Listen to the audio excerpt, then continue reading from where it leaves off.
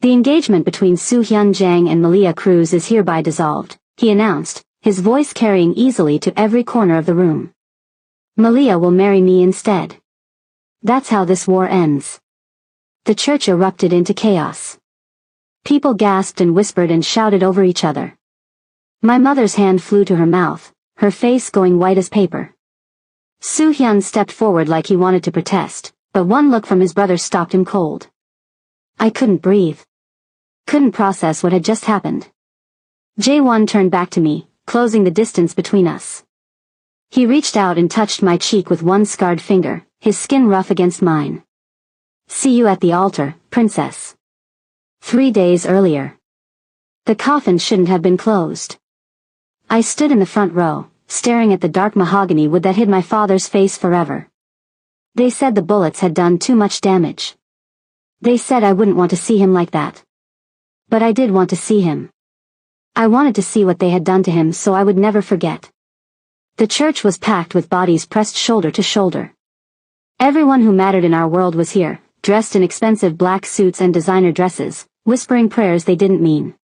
My mother sat beside me, her hand cold and trembling in mine.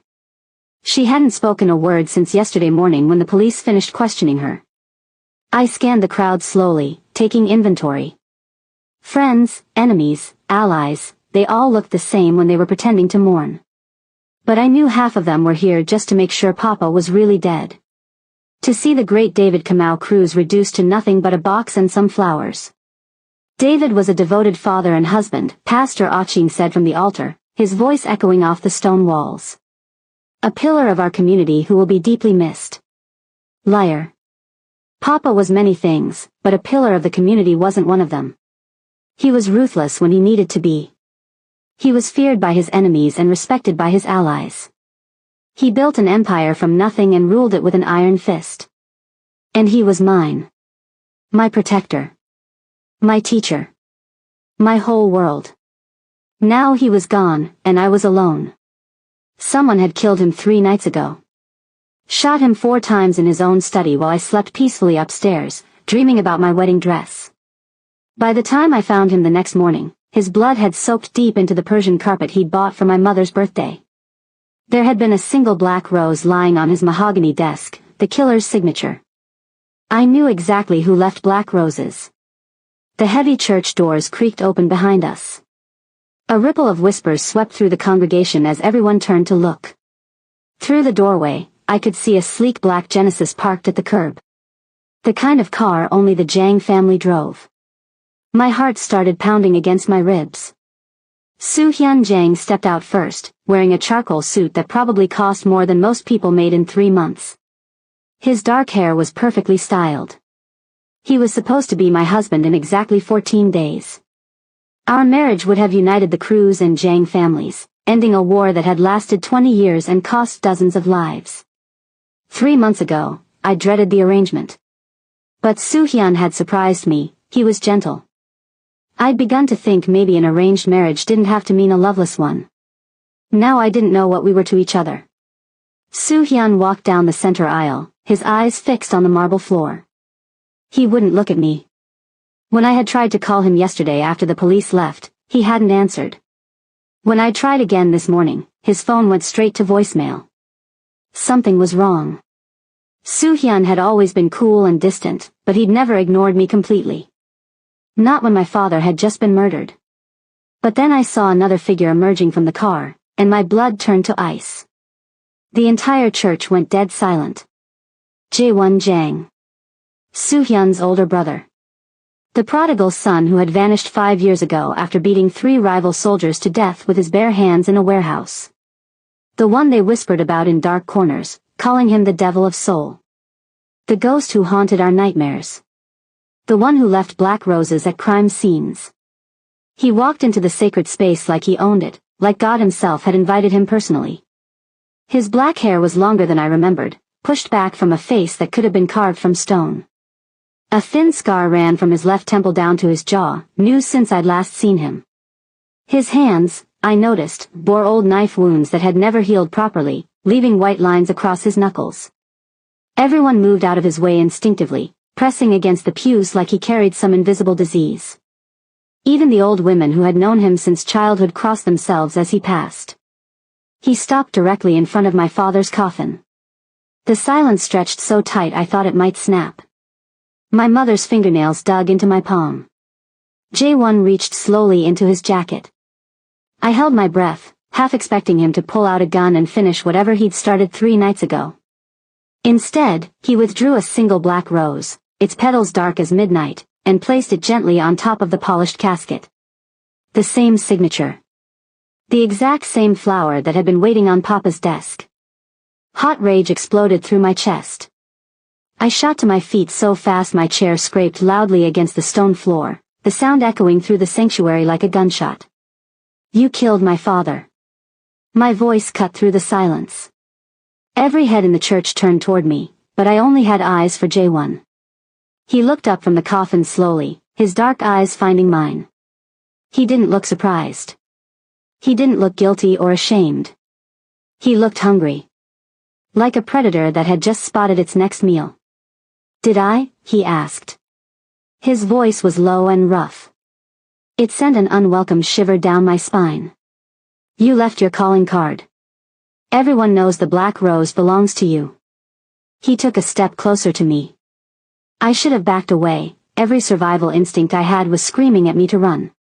But I planted my feet and lifted my chin. I wouldn't give him the satisfaction of seeing me afraid. If I had killed your father, Malia, he said, my name rolling off his tongue, I wouldn't have left a rose.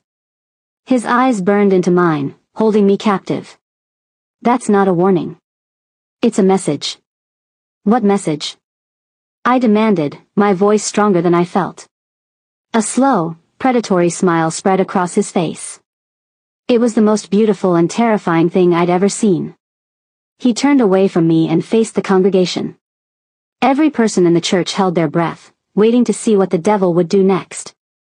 The engagement between Soo-hyun Jang and Malia Cruz is hereby dissolved, he announced, his voice carrying easily to every corner of the room. Malia will marry me instead. That's how this war ends. The church erupted into chaos. People gasped and whispered and shouted over each other. My mother's hand flew to her mouth, her face going white as paper. Soo-hyun stepped forward like he wanted to protest, but one look from his brother stopped him cold. I couldn't breathe. Couldn't process what had just happened.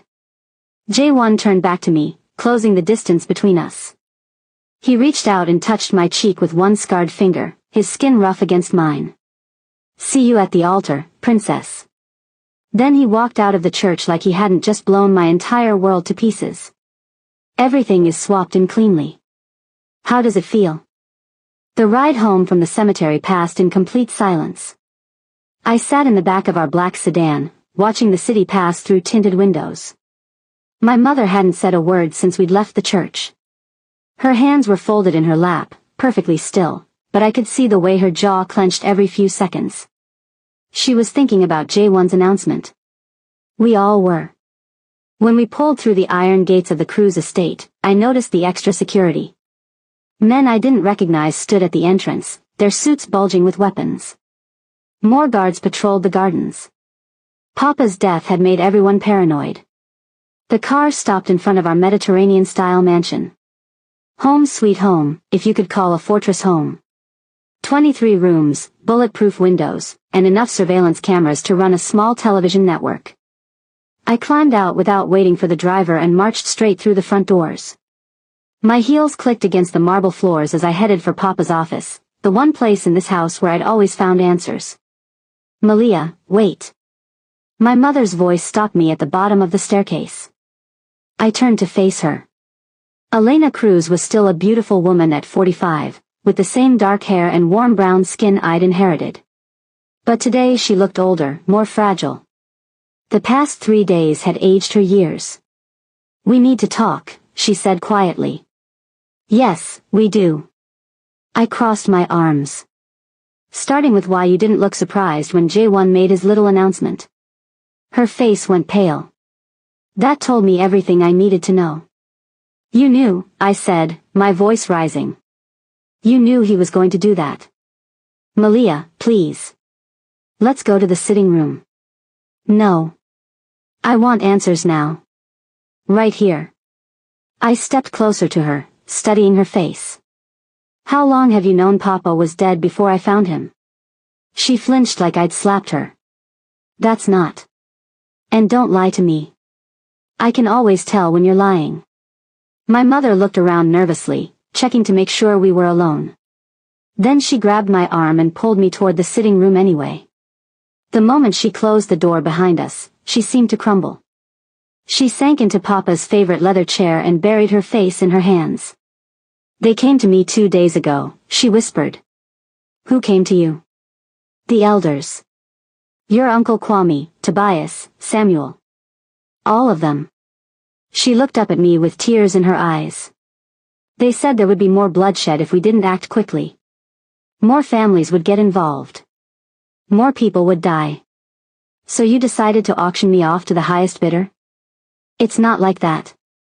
Then what is it like, Mama? I knelt in front of her chair, forcing her to look at me. Because from where I'm sitting, it looks exactly like that. She took a shaky breath. J1 came to them with a proposition. He said he would take responsibility for your father's death. So he did kill him. And that marrying you would end the violence once and for all. She ignored my interruption. The families would be united. The war would be over. I stood up so fast the room spun. Are you listening to yourself? You're talking about handing me over to Papa's murderer. The alternative is more death, Malia. More funerals. Do you want that? What I want is justice for my father. I shouted. What I want is to put a bullet in J1 Jang's head. My mother stood up and grabbed my shoulders. And what do you think will happen after you pull that trigger? Do you think his family will just let it go? Do you think Soo-hyun will protect you? The mention of Soo-hyun's name hit me like a physical blow. I thought about the way he'd avoided my eyes at the funeral, the way he'd stepped back when J1 appeared. Soo-hyun would never let this happen, I said, but even I could hear the doubt in my voice. Soo-hyun is the second son, Malia. He has no power in this. J1 is the heir now. Since when? He's been gone for 5 years. Since he came back 3 days ago and reminded everyone why they used to fear him. A chill ran down my spine. What did he do? Before my mother could answer, there was a sharp knock at the sitting room door. We both froze. Come in, my mother called, straightening her shoulders. Uncle Kwame entered, followed by 3 other men I recognized as senior members of our family's organization. They all looked grim. Elena. Malia. Kwame nodded to each of us in turn. We need to discuss the arrangements. What arrangements? I demanded. For your wedding. It's been moved up. The room started spinning again. Moved up to when? Saturday. Saturday? I stared at him. That's 4 days from now. The longer we wait, the more unstable things become, Kwame explained in that calm, rational tone he used when he was about to ruin someone's life. J1 wants this done quickly, and frankly, so do we. I haven't agreed to anything. You don't have a choice, Malia. The words came from Tobias, a thin man with cold eyes who'd always made my skin crawl. Your father is dead. Your family needs protection. This marriage provides that. Protection from who? J1? Protection from everyone, Kwame said quietly. There are already 3 families circling like vultures, waiting to see if we'll survive David's death. Without an alliance, we're vulnerable. I looked around the room at these men who had served my father faithfully for years. Now they were serving me up on a silver platter to save their own skins. Get out, I said quietly. Malia. Get out. I screamed. All of you. Get out of my house. They exchanged glances but didn't move. This is still my father's house, I continued, my voice shaking with rage. And until I'm dragged to some altar, I'm still his daughter. So get out before I have you thrown out. Kwame sighed. We'll give you some time to process this. But the decision has been made, Malia. We're sorry. They filed out one by one, leaving me alone with my mother. She was crying now, silent tears streaming down her cheeks. I'm sorry, she whispered. I'm so sorry, baby. But we don't have a choice. There's always a choice. Not for people like us. You know that. I did know that. I'd grown up knowing that my life would never really be my own, that someday I'd be married off to secure an alliance or settle a debt. I just never thought it would be to the man who killed my father. A soft knock interrupted my thoughts. Maria, our housekeeper, peeked her head through the door. Miss Malia? There's a delivery for you. What kind of delivery? Wedding dress. And some other things. My blood turned to ice. From who? The card just says, J. Of course it did. I followed Maria upstairs to my bedroom, my mother trailing behind us. On my bed sat 3 large white boxes tied with black ribbon. A small white card was attached to the largest box. With trembling fingers, I opened the envelope and read. A queen doesn't wear white. You'll wear blood. J. I lifted the lid of the first box. Inside was the most beautiful and terrifying wedding dress I'd ever seen. It was deep wine red, the color of fresh blood, made from what looked like the finest silk. The bodice was fitted with delicate black lace detail, and the skirt would flow like liquid fire. It was perfect. And I hated it. The second box contained shoes, jewelry, and undergarments, all in the same dark theme. The third box held a black leather jacket with a note, for the honeymoon. It's beautiful, my mother whispered, touching the dress reverently. It's a cage. I walked to my bedroom window and looked out at the gardens where I'd played as a child. In 4 days, I'd be married to Jae-won Jang, the man who destroyed my family. But as I stood there, staring at my reflection in the glass, a new thought occurred to me. Jae-won thought he was getting a helpless victim. He thought he was gaining a prize. He had no idea that he was actually getting his executioner. I turned back to my mother, who was still admiring the dress. You're right, Mama. I don't have a choice about the wedding. I walked over to the dress and ran my fingers along the silk. But what happens after Saturday? That's entirely up to me. My mother looked up at me with worry in her eyes. What do you mean? I smiled, but it felt cold. I mean Jae-won Jang wants to marry me? Fine. Let him. But he's going to learn that some prizes aren't worth winning. The devil wanted a bride? He was about to get one hell of a wife. I woke up to sunlight streaming through my bedroom windows. My wedding day. The blood-red dress hung on my closet door. I stared at it for a long moment, my stomach twisting into knots. In 6 hours, I would belong to Jae-won Jang. I slipped out of bed and walked to my dressing table. In the bottom drawer, hidden beneath old jewelry boxes, I found what I was looking for. Papa's letter opener. What are you doing? My mother's voice made me jump. She stood in the doorway wearing a black dress. Even for my own wedding, she was dressed for mourning. Nothing. I slipped the letter opener into my robe pocket. Just thinking. She walked over and sat on my bed. We don't have to do this, Malia. We could run. Leave the city tonight. And go where? You think Jae-won wouldn't find us? I shook my head. This is the only way to end it. By marrying your father's killer? By getting close enough to make him pay. Her face went white. Don't even think about it. If you try anything. What? He'll kill me? I laughed bitterly. Mama, I'm already dead. The moment I walked down that aisle, Malia Cruz dies. All that's left is deciding whether Mrs. Jang will be a victim or a weapon. She was quiet for a long time. Then she stood up and kissed my forehead. Your father would be proud of you. No. Papa would have found another way.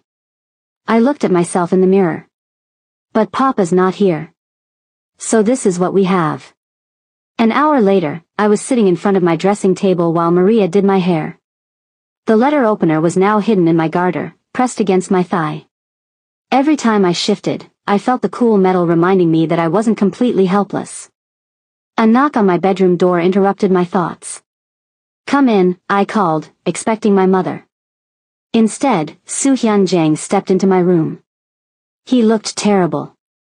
His hair was messy, and there were dark circles under his eyes. He hadn't slept either. Soo-hyun. Maria looked between us nervously. Miss Malia is getting ready for. Leave us alone, he said quietly. Maria glanced at me. I nodded, and she hurried out, closing the door behind her. Soo-hyun and I stared at each other in silence. 3 days ago, he was supposed to be my husband. Now he was about to become my brother-in-law. You look beautiful, he said finally. Don't. Malia, I need you to know.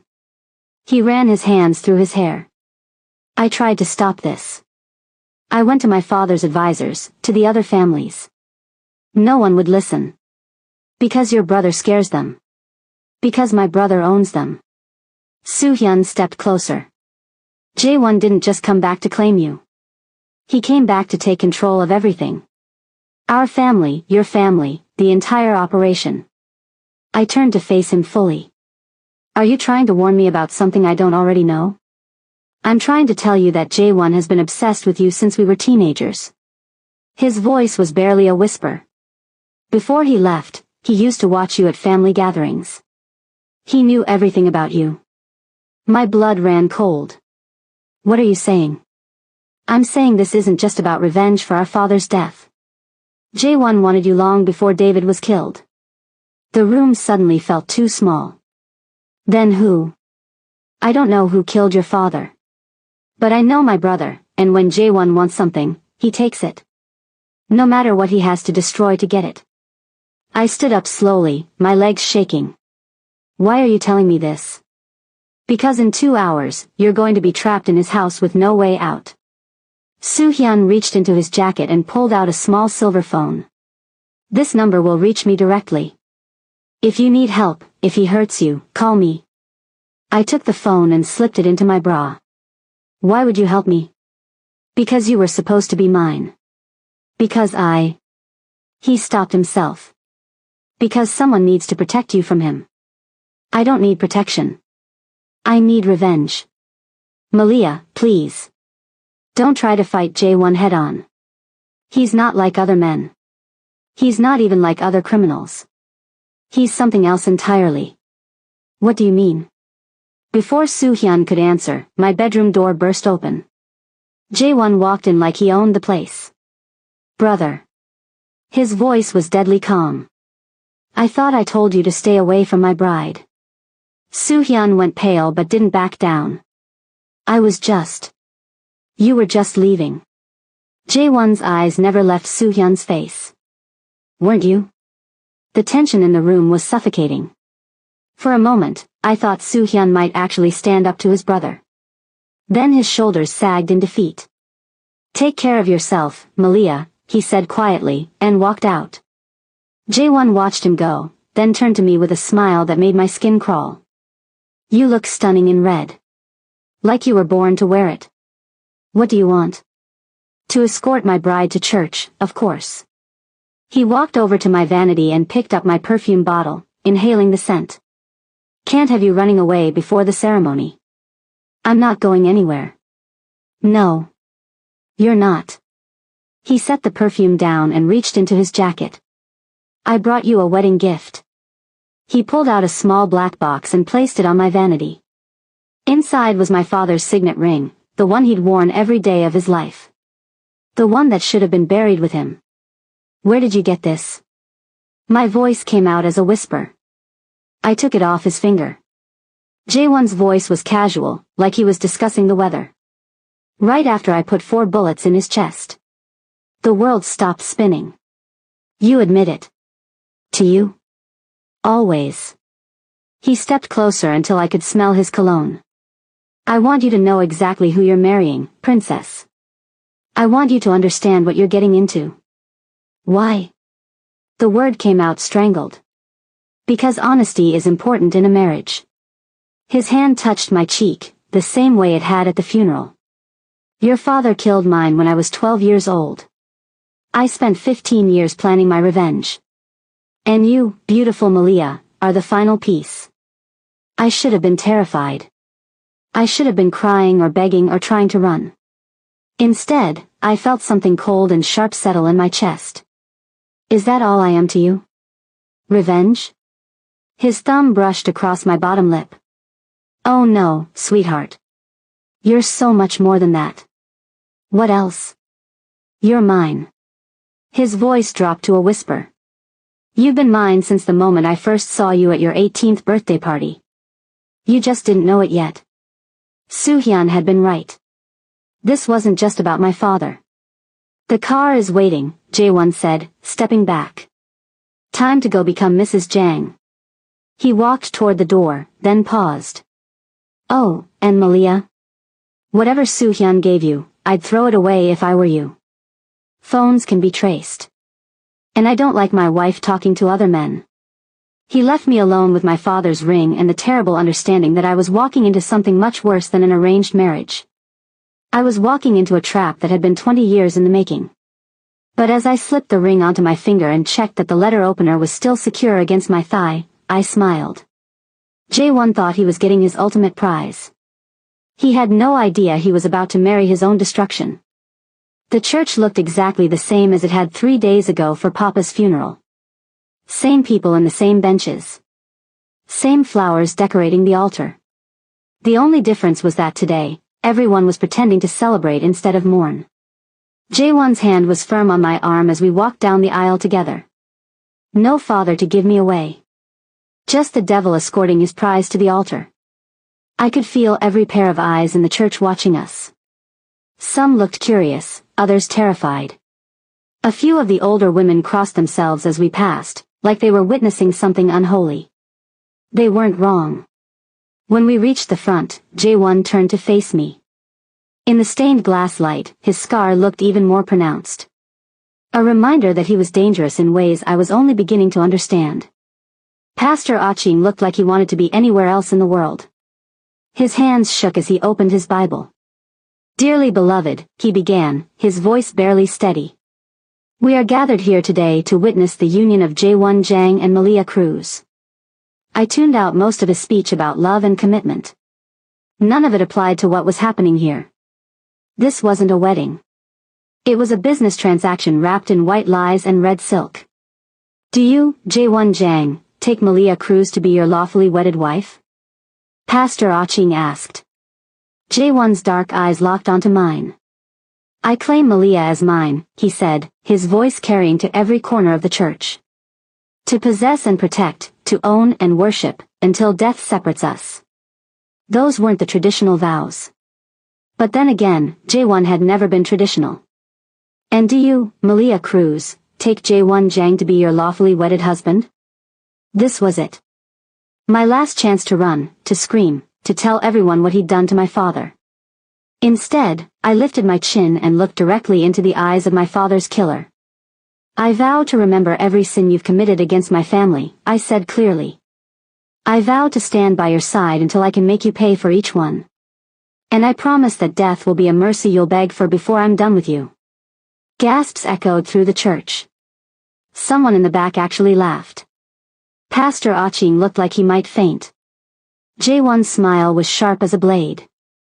Perfect, he murmured, just loud enough for me to hear. The rings? Pastor Aching squeaked. Jae-won reached into his jacket and pulled out 2 platinum bands. He slipped one onto my finger, his touch burning against my skin. When it was my turn, I took his hand and slid the ring into place. His fingers were warm and I wondered how many people he'd killed with these hands. You may kiss the bride, Pastor Aching said, though he looked like he regretted the words immediately. Jae-won's hands cupped my face, his thumbs brushing across my cheekbones. Then his mouth crashed against mine. The kiss was claiming and fierce and completely wrong. It tasted like danger and promises I never wanted to hear. When his tongue swept across my bottom lip, something twisted low in my stomach that I absolutely refused to name. I bit down hard. He pulled back with blood on his lip and hunger in his eyes. Careful, wife, he whispered against my mouth. Save some fight for the honeymoon. The congregation erupted in applause and cheers, though most of it sounded forced. Jae-won kept my hand in his as we walked back down the aisle, his grip possessive. The reception was held in the church hall, decorated with blood-red roses that matched my dress. Everyone came to congratulate us, kissing my cheek and shaking Jaewon's hand like this was a normal wedding between two people who actually loved each other. Such a beautiful bride, Mrs. Akinyi cooed, the same woman who'd whispered prayers over my father's coffin. Thank you, I replied with a smile that felt like glass. And Jaewon, you look so handsome. Just like your father did at his wedding. Jaewon's jaw tightened almost imperceptibly. Thank you for coming, Mrs. Akinyi. She moved on, and I filed away that reaction. Any mention of his father bothered him. Good to know. The next hour passed in a blur of fake congratulations and forced smiles. Jaewon played his part perfectly, the devoted new husband who couldn't keep his hands off his bride. Every touch made my skin crawl, but I forced myself to smile and play along. I need some air, I finally told him when I couldn't take another second of pretending. Don't go far, he said. We have a schedule to keep. I made my way toward the bathroom, nodding and smiling at people along the way. The hallway was empty, and I finally allowed myself to breathe. I splashed cold water on my face, careful not to ruin my makeup. In the mirror, I looked like a stranger. I was Mrs. Jaewon Jang now. The thought made me sick. I stayed a few minutes then headed back toward the reception.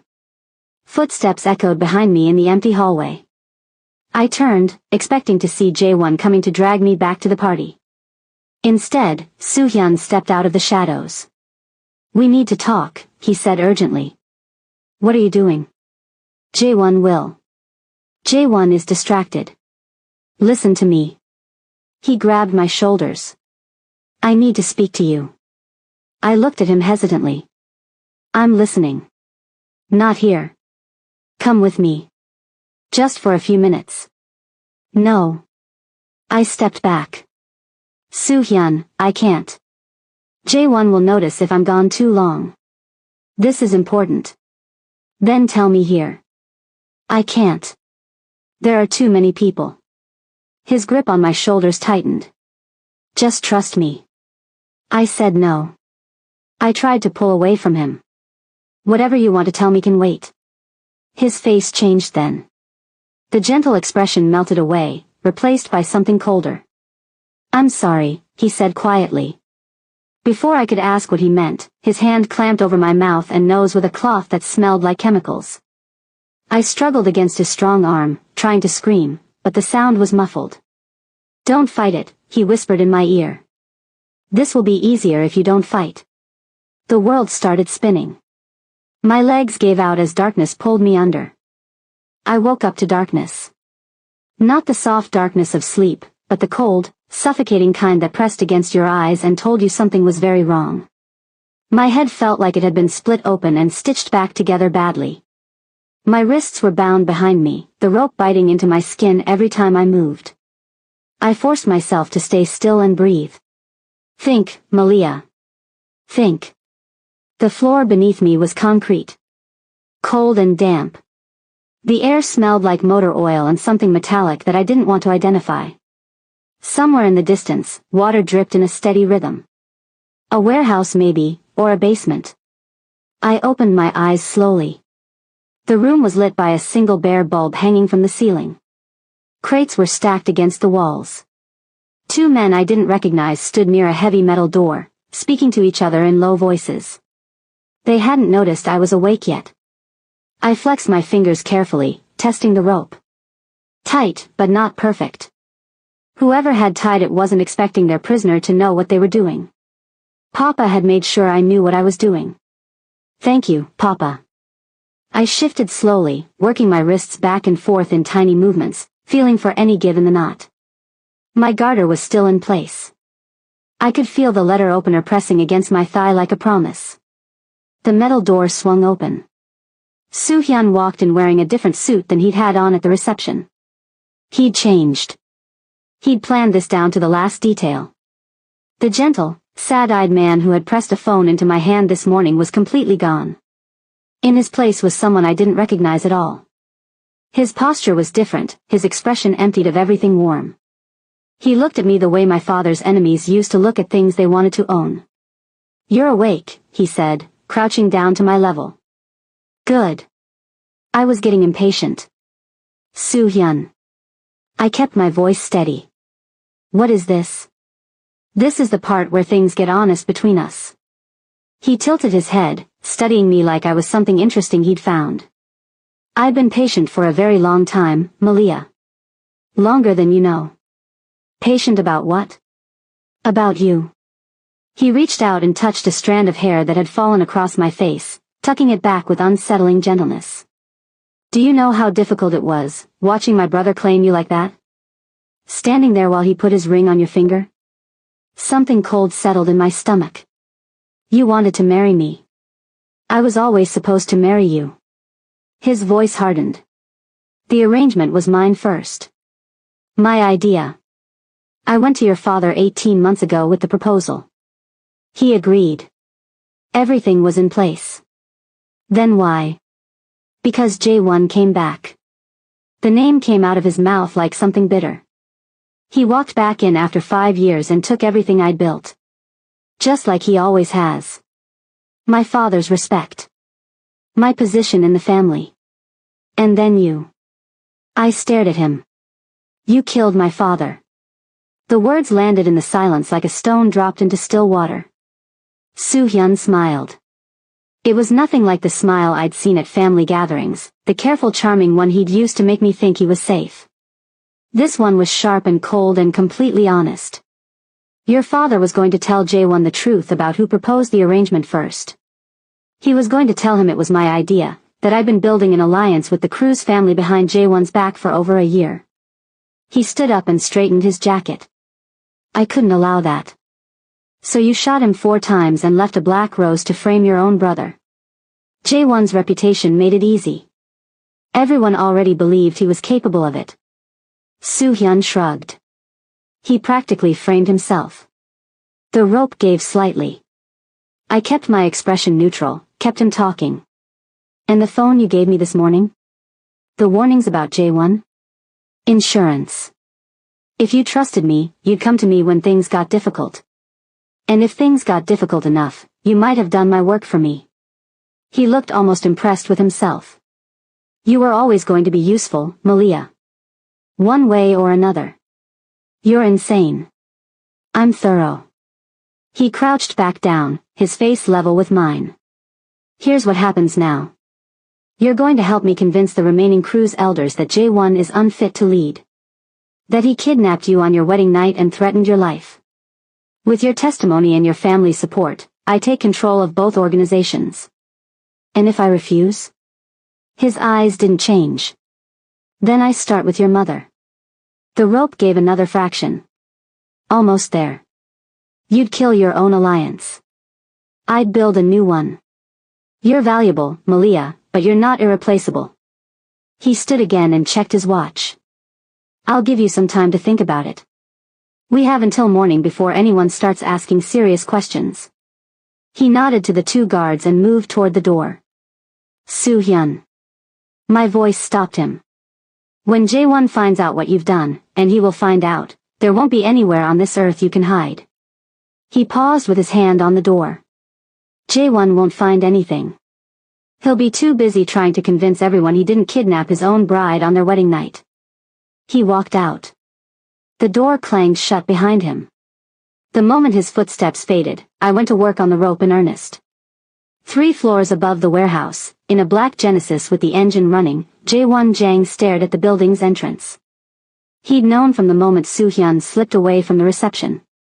He'd had his brother watched for months, ever since the evidence had started pointing in a direction he hadn't wanted to believe. His own brother. He pressed his thumb against the screen of his phone, pulling up the tracker he'd had placed on the silver phone Soo-hyun gave Malia that morning. He'd known about the phone. He'd let it happen because it meant he could find her no matter where Soo-hyun took her. She's on the lower level, his head of security, Park, said from the driver's seat. Heat's signatures show 2 guards at the door and 1 other person in the room with her. Soo-hyun just left. Jae-won's voice was flat. How many in the building total? 6.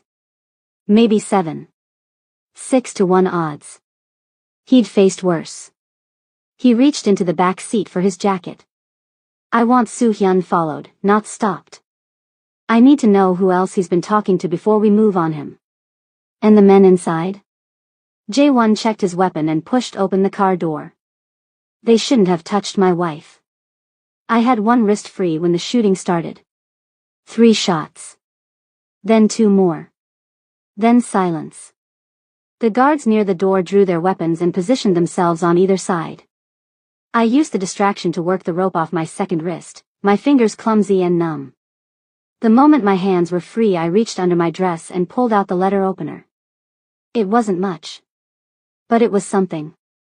The metal door exploded inward. Jae-won stepped through the smoke and darkness like he'd walked out of every nightmare I'd ever had about him. His jacket was gone. There was blood on his white shirt that I was fairly certain wasn't his. His eyes swept the room once, taking inventory with a coldness that made the guards take an involuntary step back. Then his gaze landed on me. Something shifted in his expression. Just for a fraction of a second, something that looked almost like relief broke through the ice before he locked it away again. The guards raised their weapons. What happened next took less than 30 seconds. Jae-won moved like violence was his first language, like he'd been born knowing exactly how much force was required for every situation. When it was over, both guards were on the floor and Jae-won was standing in the center of the room breathing steadily, not even winded. He turned to me. I was on my feet, back against the wall, letter opener still gripped in my hand. We stared at each other. You came, I said, because it was the only thing my brain could produce. You're my wife. He said it simply, like it explained everything. I have a weapon. His eyes dropped to the letter opener. Something moved across his face that in another lifetime I might have called amusement. I can see that. I'm not putting it down. I know. He held out his hand, not for the letter opener, but for me. We need to leave before Soo-hyun sends more men. Can you walk? I looked at his outstretched hand. This morning I had stood at an altar and vowed revenge against this man. I had spent every moment since planning how to make him pay for my father's death. But Soo-hyun's voice was still ringing in my ears. Your father was going to tell Jae-won the truth. I didn't take his hand. But I pushed off the wall and walked toward the door. I can walk, I said. He fell into step beside me without another word, positioning himself between me and every shadow in that corridor, his body a wall between me and whatever came next. I didn't know what to make of that. I didn't know what to make of any of it. But somewhere in the back of my mind, a small and cautious thought was beginning to form.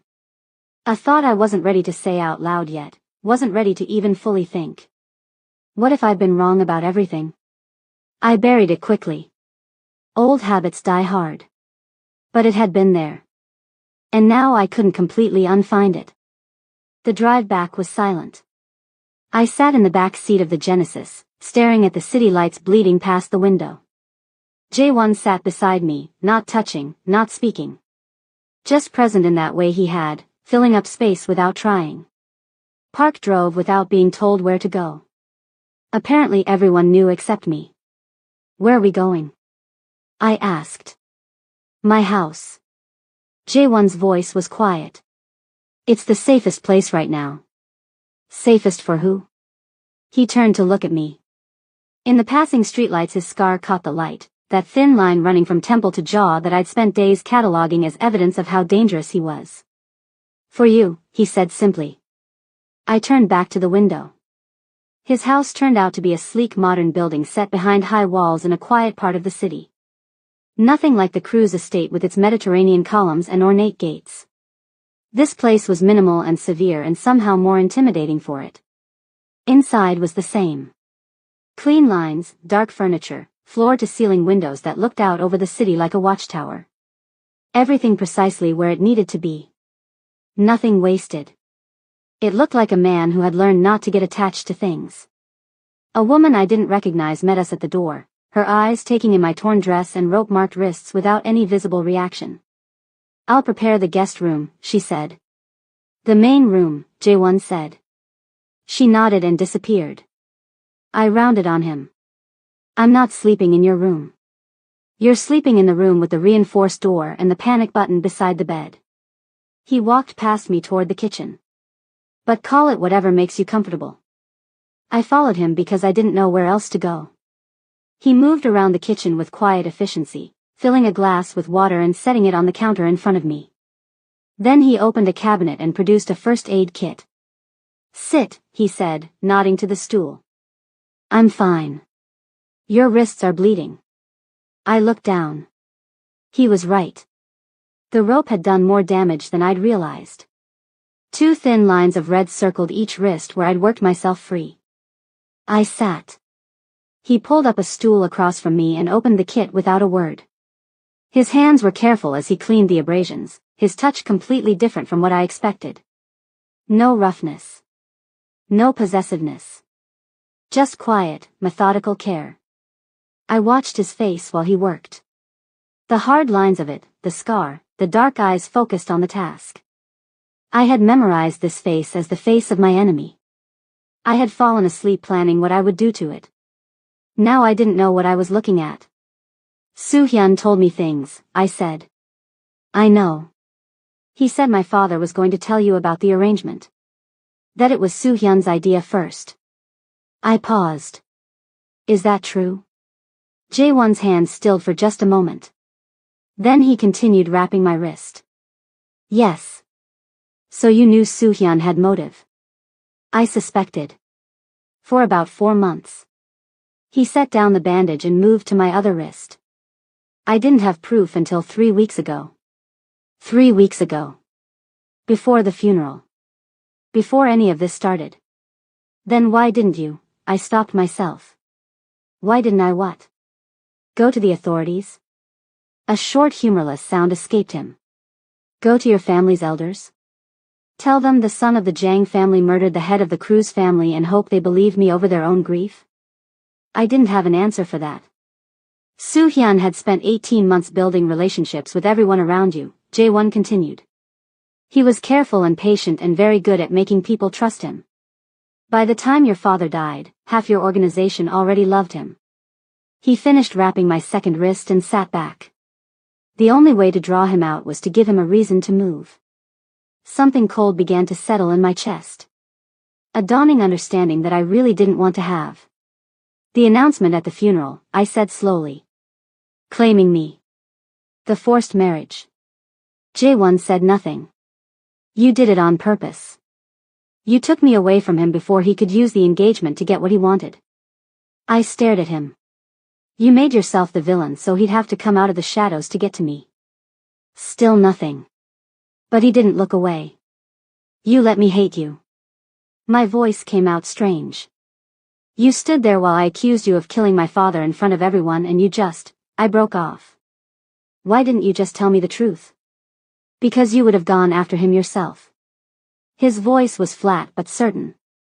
"You would have confronted him before I had everything in place and he would have killed you, Malia. He'd already killed your father. You were never going to be safe as long as Soo-hyun thought he could use you. So you decided to make that choice for me. I decided to keep you alive." Something shifted in his expression, a tightening around his eyes. "I know that's not what you wanted. I know you wanted the chance to fight your own battles. But I couldn't." He stopped. The silence stretched between us. "Couldn't what?" I asked quietly. He stood up and began putting the first aid kit away. "The housekeeper will show you to your room. You should sleep." Just like that the door closed. Whatever had been about to come through it was locked away again behind that careful controlled expression. I slid off the stool and stood there for a moment, looking at his back. "Jae-won." He turned. "The confession. In my room this morning." The words felt strange in my mouth. "You told me you killed my father. You told me you'd planned it for 15 years. His jaw tightened. "Yes. Was any of it true?" A long pause. "My father was killed by David Cruz when I was 12 years old." His voice was very quiet. "That part was true. I spent years angry enough to burn the whole world down over it. That was true too." "And my father? Did you?" "No." The word was simple and absolute. "I did not kill your father, Malia. I had known it was coming. I had felt it building since the warehouse, since Soo-hyun's careful confession, since Jae-won had walked through that door and the first thing he'd done was check if I could walk. But hearing it said out loud still knocked the air out of me. "The ring," I whispered. "You had his ring." "I found it in Soo-hyun's car 2 weeks ago. I took it because I knew I'd need proof eventually." He met my eyes. "I'm sorry I used it the way I did. I needed you to believe I was exactly what everyone said I was." I looked down at my bandaged wrists. At my father's ring still sitting on my finger next to Jae-won's platinum band. I had walked into that church this morning with a letter opener strapped to my thigh and murder in my heart. I had stood at an altar and promised a man revenge for sins he hadn't committed. "I vowed to destroy you," I said. "I know. In front of everyone. I remember. I was there." Something about the dry delivery of it cracked something open in my chest. A sound escaped me that was almost a laugh, which felt insane given everything, but there it was. Jae-won looked at me like he wasn't sure what to do with that sound. "What happens now?" I asked. "Now we deal with Soo-hyun." His voice shifted back to that cool certainty. "Park is tracking him. By morning I'll know everyone he's been working with and we can move." "We?" I looked up at him. Something that might have been the beginning of a real expression crossed his face. "You said you didn't need protection. You needed revenge." I stared at him. "Your words," he said. "I know what I said."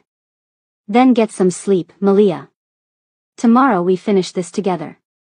He walked out of the kitchen and left me standing there in a blood-red wedding dress with bandaged wrists and a head full of everything I thought I knew unraveling thread by thread. Tomorrow we would go after Soo-hyun. Tomorrow there would be a reckoning. But tonight, alone in Jae-won Jang's kitchen, I let myself admit the thing I'd been burying since the warehouse. I had pointed my rage at the wrong man. And the right man had walked into a burning building to bring me home anyway. I pressed my fingers against the platinum band on my finger and didn't take it off. I didn't sleep. I lay in the center of the large bed in Jae-won's room, still in my wedding dress because I had nothing else to wear, staring at the ceiling while the city hummed quietly outside the floor-to-ceiling windows. The room smelled like him. Something dark and clean that I had spent 4 days cataloging as threatening and now couldn't decide what to do with. I thought about my father. Not the version of him that had existed in the past 4 days, the body in the closed coffin, the blood in the Persian carpet, the signet ring passed between hands like evidence. I thought about the real one. The man who used to bring me hot chocolate when I had nightmares. Who taught me to play chess at age 6 and never let me win until I actually deserved to. Who built an empire with his bare hands and still made it home for dinner every night. Who had also, apparently, killed a 12-year-old boy's father. That was the part one kept getting stuck on. I was still lying there when the door opened quietly. I sat up. Jae-won stood in the doorway. He'd changed out of his bloody shirt into a plain dark one, his hair slightly less controlled than it had been. He looked almost human. "Park found him," he said. "Soo-hyun is at a property on the east side.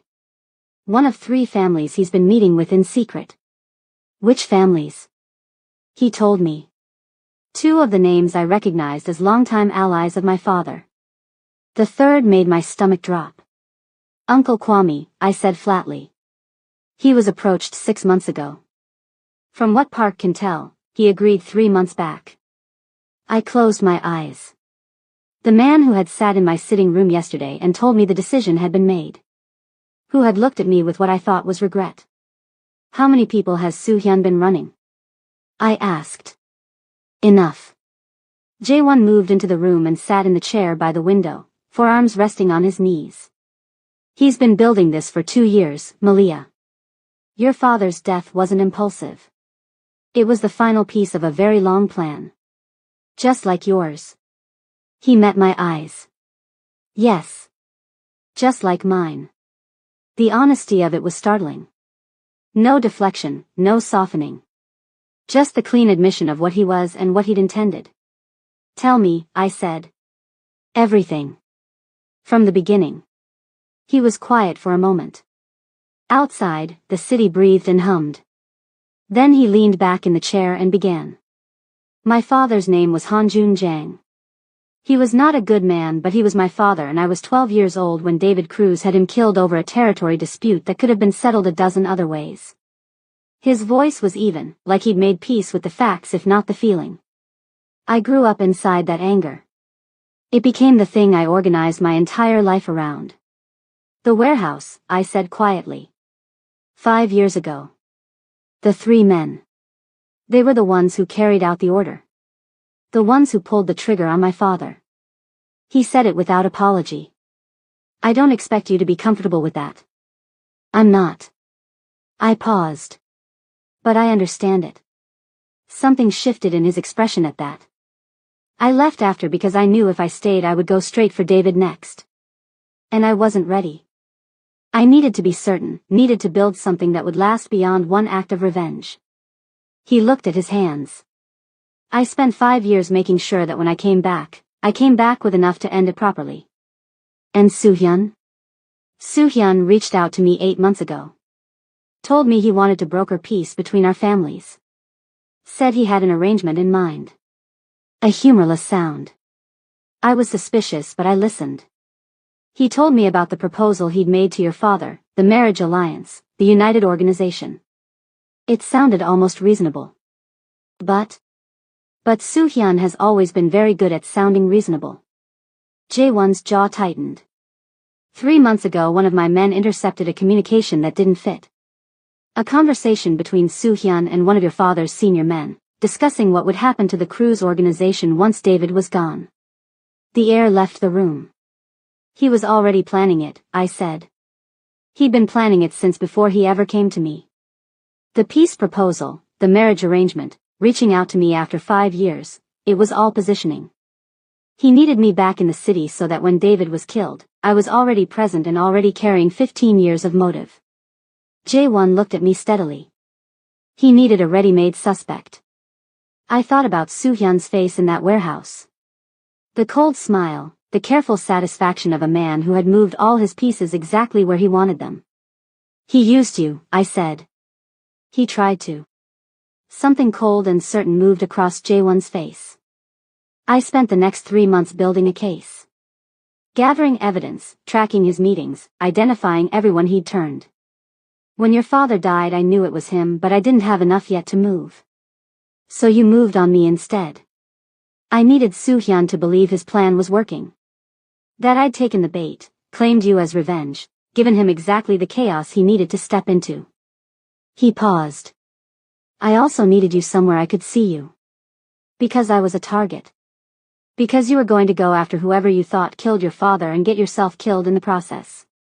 His voice was quiet but certain. You are exactly like David in that way. Fearless to the point of being dangerous to yourself. I didn't know whether to be insulted or not. You could have told me. The morning of the wedding Soo-hyun's men were watching your house. If you'd known the truth your face would have shown it and he would have known I'd told you. He held my gaze. I needed you angry at me, Malia. Genuinely. Your rage at the altar, your resistance, all of it had to be real or Soo-hyun would have seen through it. I sat with that for a long moment. He had stood in my bedroom and confessed to killing my father knowing it would destroy any chance of me trusting him, because a convincing lie required a convincing reaction and the only way to get that was to not let me in on the performance. He had made himself my enemy to keep me alive. That's either the most calculated thing I've ever heard, I said slowly, or the most. It was calculated, he said. I won't pretend otherwise. But that doesn't mean, he stopped himself the same way he had in the kitchen last night. Doesn't mean what? He stood up and walked to the window, looking out over the city with his hands in his pockets. When I came back and announced the marriage, I told myself it was strategy. Keeping you close, giving Soo-hyun the right target to focus on, controlling the situation. A pause. By the time I was watching Park track your location last night I had stopped telling myself that. The room was very quiet. What were you telling yourself? I asked. He turned from the window. In the early morning light his face was open in a way I had never seen it, the careful control set aside for just a moment. That I should have found a different way, he said. One that didn't require you to spend 4 days believing I was the worst thing that had ever happened to you. Something warm and inconvenient moved through my chest. You were fairly convincing, I said. So were you. The ghost of something crossed his face. Your wedding vows were exceptional. I meant every word at the time. I know. He looked at me with an expression I didn't have a name for yet. Do you still? The question hung in the air between us. I thought about everything I'd felt in the past 4 days. The rage and grief and cold sharp purpose. The moment in the warehouse when he'd appeared through the smoke, and the first thing I'd felt before I could stop it was relief. The way he'd wrapped my wrists in the kitchen with hands that knew how to be gentle even though I'd never seen evidence of that before. No, I said finally. Not all of them. Something in his shoulders released. Just slightly. Good. He moved toward the door. Get dressed. Park laid out some clothes for you. We move in 2 hours. J1. He stopped.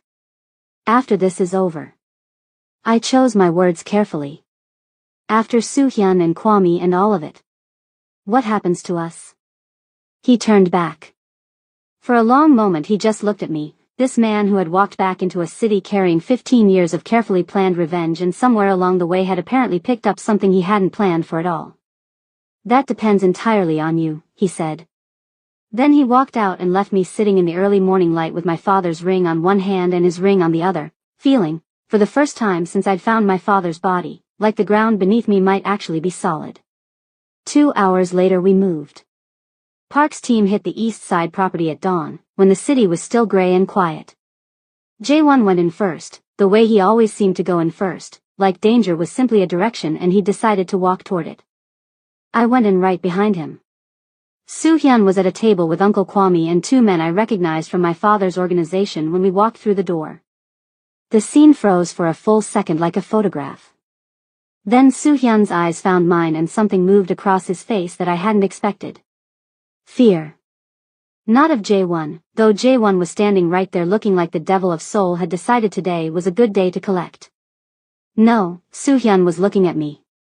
At whatever was in my face. Malia, he started. Don't. My voice came out steady and cold and completely my father's. I heard everything you said in that warehouse, Soo-hyun. Every word. You don't understand the full picture. My father was going to expose you, so you shot him 4 times in his study and left a black rose on his desk to frame your own brother. I took a step forward. I understand the picture perfectly. Kwame's face had gone the color of old ash.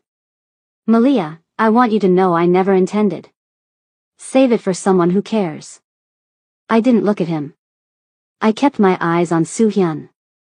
He glanced at J1, calculating, looking for the angle that might still save him. Whatever he told you, he began.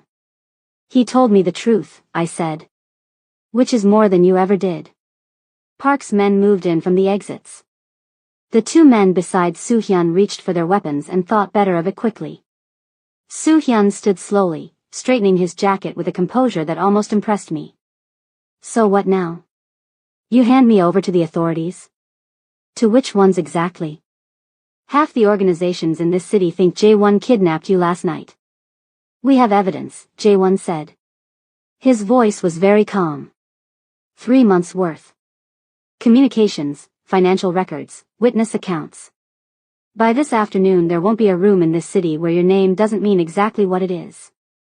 For the first time, the composure cracked. Just slightly. Just enough. This was supposed to be mine, Soo-hyun said quietly, and in his voice I heard something that might have been grief if it hadn't been wrapped in so much ugliness. All of it. I built it. I earned it. You built it on my father's grave, I said. The silence that followed that was complete. Soo-hyun looked at me for a long moment. Then he looked at his brother. Whatever he saw in J1's face made the last of the composure leave his. It didn't have to be this way, he said to J1. No, J1 agreed quietly. It didn't. Park moved in and it was over. Uncle Kwame was crying as they led him out. I watched him go and felt nothing except a hollow sadness for the man my father had trusted and the way trust could be such a quiet thing to destroy. Then it was just J1 and me standing in the gray morning light of an empty room. It's done, he said.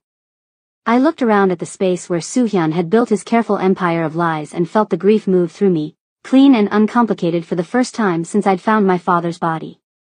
No rage tangled up in it. No misdirected fury. Just loss.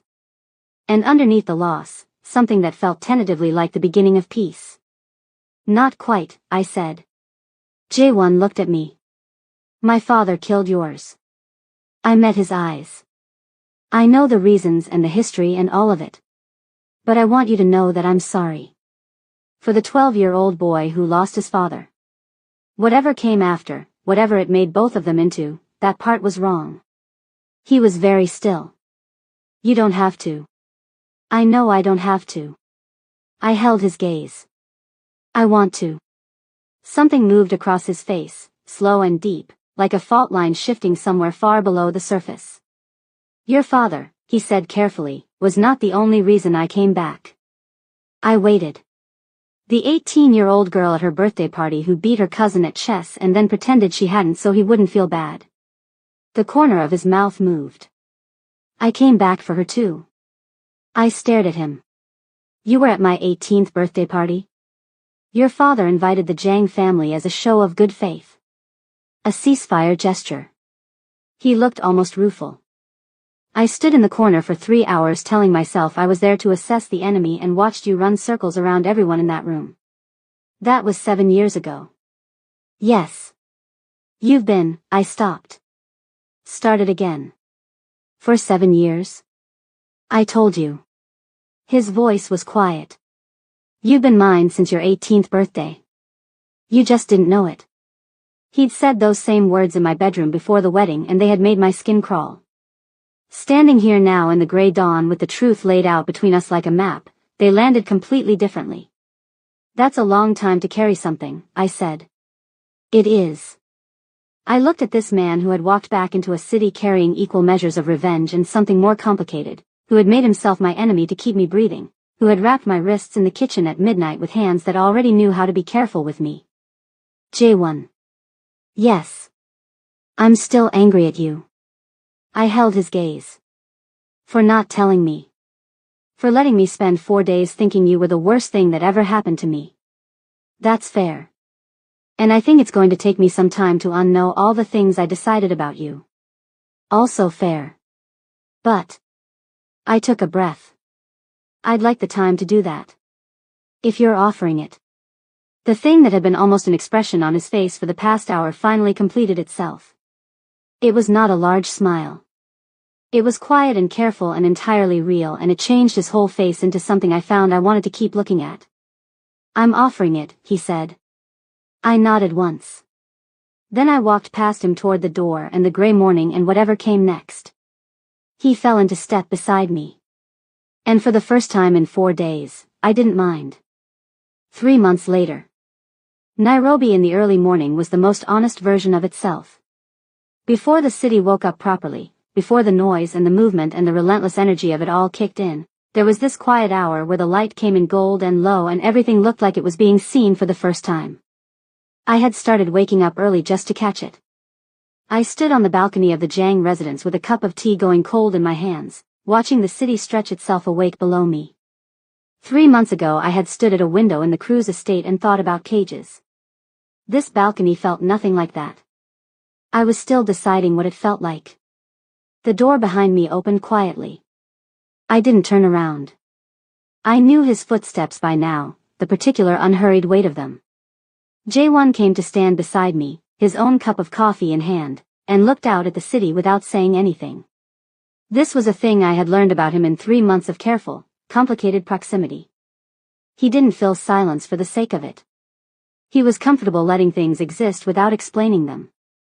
I had found, somewhat to my surprise, that I was too. Park called, he said eventually. Already? Soo-hyun's hearing is confirmed for next week. The evidence is solid. 3 of the families he turned have flipped and agreed to testify. He took a sip of his coffee. It's over. I let that settle in the morning air. Over. 3 months of legal maneuvering and careful rebuilding and the quiet work of unknotting everything Soo-hyun had tangled.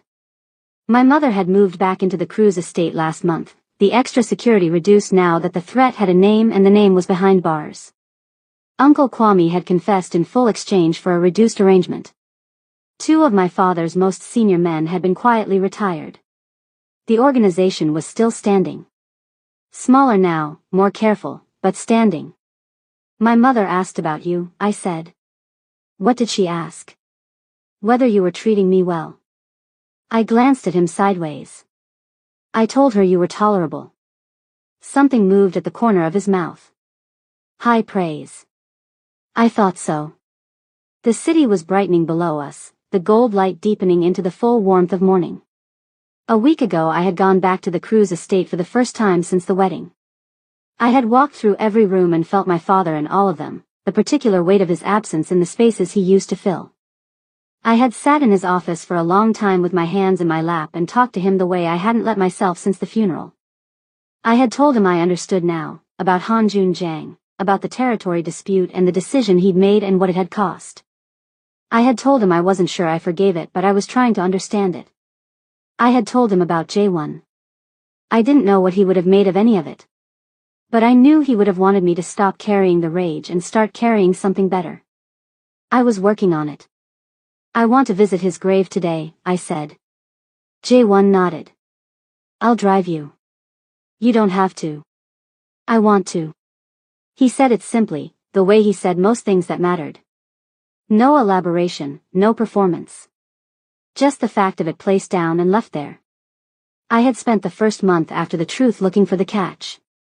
For the moment when the careful attentiveness would reveal itself as another layer of strategy, when the man who had planned everything down to the last detail would show me which part of this was also calculation. It never came. What came instead were small things. Coffee appearing on the kitchen counter at 7 in the morning before I was properly awake. A message from Park once when I was visiting my mother, telling me J1 had increased the security detail around the Cruz estate without being asked. The night I couldn't sleep and came downstairs to find him already in the kitchen at 2 in the morning, and instead of asking questions he had simply moved over and made room. Small things. But the kind that accumulated. Can I ask you something? I said. You don't usually ask permission. I'm being considerate. That's new. But his tone was warm. Ask. I turned to face him properly, leaning my hip against the balcony railing. He turned too, mirroring me, and in the full morning light I looked at the face I had memorized as the face of my enemy and thought about how completely a thing could change. The night at the warehouse, I said. When you came through that door. Before you locked everything away again, for just a second, I paused. What was that? He looked at me steadily. What do you think it was? I think it was relief. Yes. Why? Strategically, I was a piece you needed in play. You could have. Malia.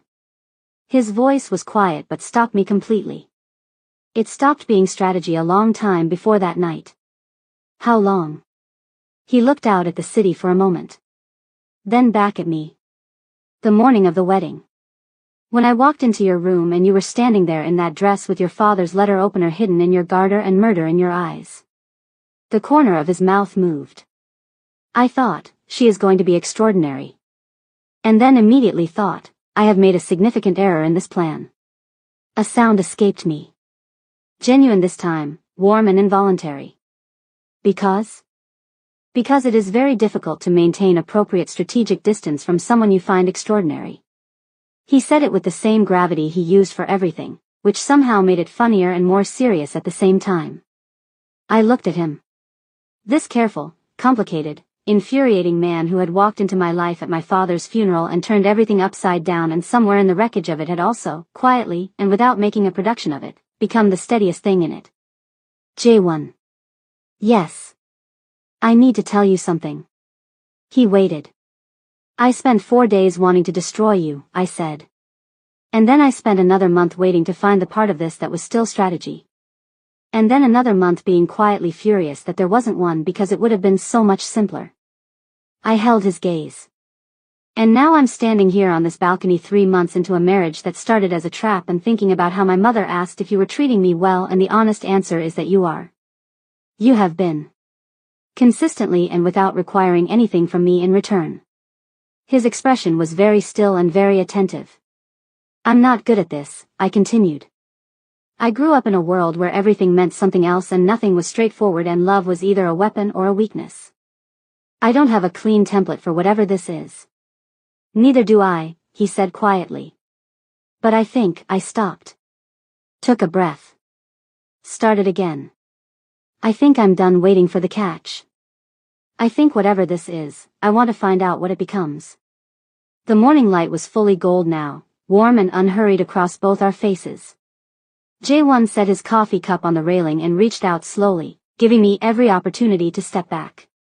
When I didn't, his hand came up to my face the way it had that first day at the funeral, but nothing like that day at all. For the record, he said, there is no catch. I know, I said. That's what I'm telling you. When he kissed me this time it was nothing like the wedding. No claiming, no performance, no audience. It was quiet and unhurried and entirely real, the kind of kiss that wasn't trying to prove anything. I kissed him back the same way. When we pulled apart the city was fully awake below us, noise and movement and life going on in every direction. My father's grave, I said. Will you come in with me? Not wait outside. He understood what I was asking. Not just a driver. Something else. Yes, he said. I nodded and turned back to the view with his shoulder warm against mine, my cold tea in my hands, the morning doing what mornings do. I thought about the girl who had stood at a closed coffin 4 months ago burning with grief and rage and the absolute certainty that she knew exactly who her enemy was. She hadn't been wrong to be angry. She'd just been pointing it in the wrong direction. I thought about my father. About the chess games and the hot chocolate and the empire he'd built and the boy he'd made into an enemy and the long tangled chain of consequences that had led here, to this balcony, to this morning, to this man standing beside me like he had decided this was where he was supposed to be and saw no reason to argue with it. Papa, I thought, I'm going to be okay. And for the first time since I'd found him, I believed it. Inside the residence, somewhere, a phone rang and the day began properly. There would be meetings and decisions and the ongoing work of rebuilding. There would be Soo-hyun's hearing and the final legal untangling and 100 things requiring attention. But right now there was just the morning and the city and Jaewon's shoulder against mine. I finished my cold tea and decided that was enough.